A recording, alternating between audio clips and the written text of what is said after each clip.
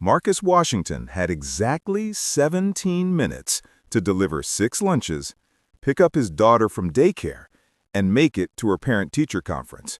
The crumpled $20 bill in his pocket, his tips for the day, would have to cover dinner again. He didn't complain. Complaining was a luxury single fathers working 2 jobs couldn't afford. The autumn wind bit through his thin jacket as Marcus balanced the insulated delivery bags on his bicycle. 3 years ago, he'd been wearing tailored suits and presenting quarterly reports in boardrooms. Now, at 34, he wore a faded delivery company polo and knew every pothole in downtown Chicago by heart. Life had a funny way of humbling you, he thought, pedaling harder against the wind. His daughter Zara was his world. After his wife died in a car accident when Zara was just 2, Marcus had made a choice. He'd quit his demanding job as a data analyst to be present for his daughter. The career could wait. Childhood couldn't. But 18 months had turned into 3 years, and the gap on his resume had grown wider than the Chicago River. So he delivered lunches, drove for a rideshare service at night, and told himself it was temporary. The elevator in the gleaming Sterling Tower took him to the 42nd floor, where he delivered countless meals to Tech Vantage Solutions. The receptionist barely glanced up as he set down the order. Marcus was invisible here, just another service worker in a building full of people who'd once been his peers. He didn't mind. Invisible meant he could move through the world without explaining his story to every curious face. But that Tuesday afternoon, invisible became impossible. As Marcus turned to leave, he heard raised voices from the conference room. The glass walls revealed a nightmare scenario. Nearly 20 people crowded around laptops, someone pacing frantically, others with phones pressed to their ears. The tension was so thick, Marcus could feel it from the hallway. "We're dead in the water," someone shouted. 4 hours until the presentation and the entire system is down. Everything. 3 years of work, gone. Marcus slowed his steps. He recognized the panic in their voices. He'd lived through similar disasters in his old life, when a single server failure could cost millions, or a corrupted database could tank a product launch. His fingers twitched with muscle memory. "The ransomware encrypted everything," a younger man said, his voice cracking. "They're demanding $2 million. Even if we pay, there's no guarantee they'll give us the decryption key. The investors are arriving at 6. Without that data, without those projections, we have nothing to show them. The company is finished." The woman, Marcus recognized as Diana Chen, the CEO, stood at the head of the table. Her face was ashen. "We've called every cybersecurity firm in the city. No one can help us in time. It's over." Marcus should have left. He had 12 minutes now to get to the daycare. Zara would be the last kid waiting again, pressing her face against the window. But his feet wouldn't move. He thought about all the times strangers had helped him after his wife died. The neighbor who'd brought casseroles every Wednesday for 6 months. The daycare worker who'd waived late fees when he'd gotten stuck in traffic. The elderly man at the grocery store who'd once quietly paid for his groceries when Marcus's card was declined. Kindness had kept him afloat when he was drowning. Maybe it was time to pass it forward. "Excuse me," Marcus said, his voice barely audible. No one turned. He cleared his throat and tried again, louder this time. "Excuse me, I might be able to help."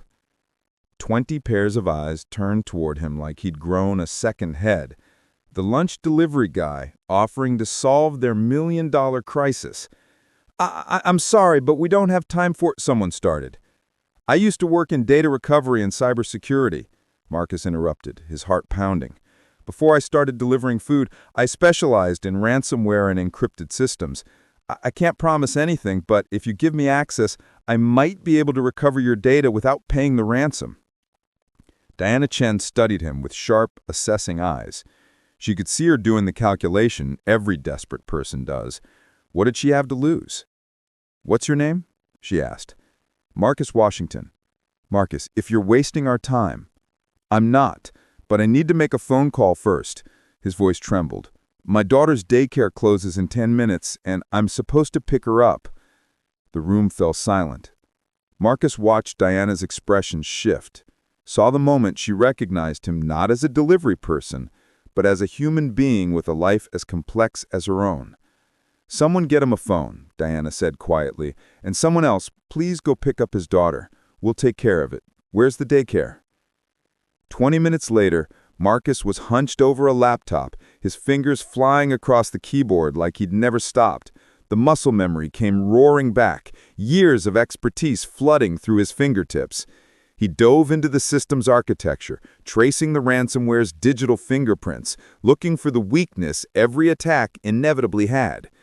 They used a modified version of WannaCry, but they made a mistake in the encryption protocol. If I can isolate the master key from the local cache before it was completely overwritten. The room held its collective breath. Marcus barely noticed.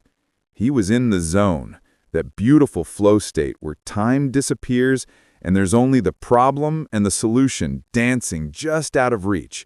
He bypassed the encryption, built a shadow partition, recovered fragments of code that the ransomware had thought it destroyed. 2 hours disappeared in what felt like minutes. Sweat beaded on Marcus's forehead, his hands cramped. But slowly, impossibly, files began to reappear.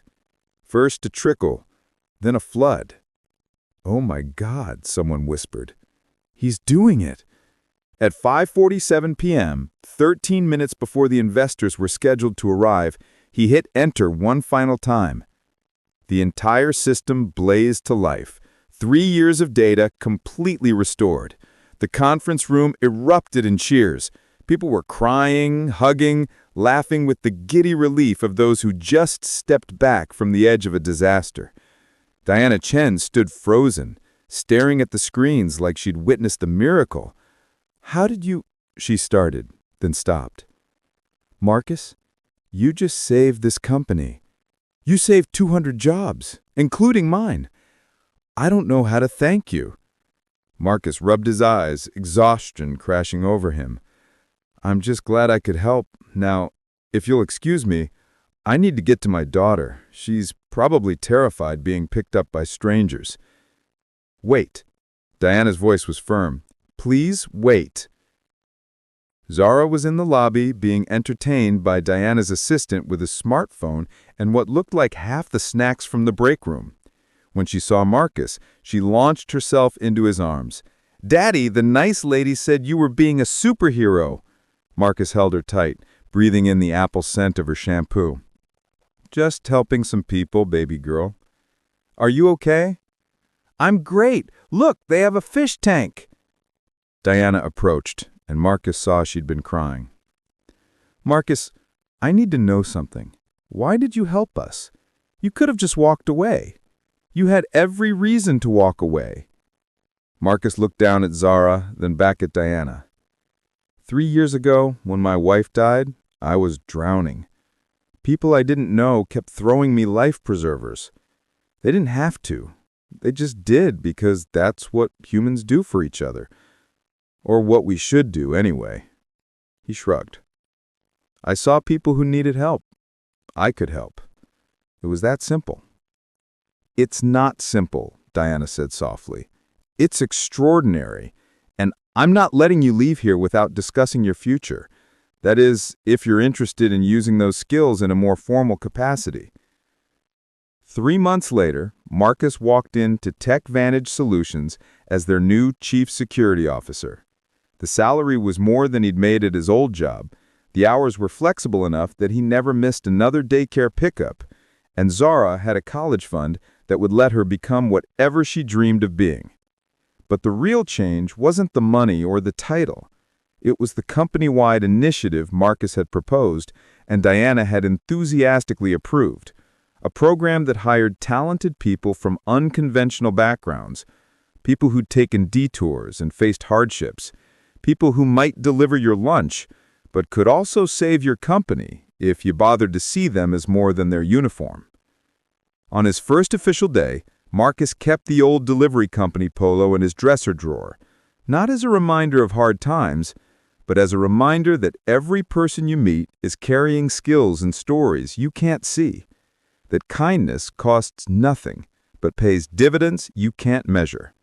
That sometimes the person who saves you is the one you never thought to notice, and that being a superhero, as his daughter put it, sometimes just means being willing to help when you could easily walk away.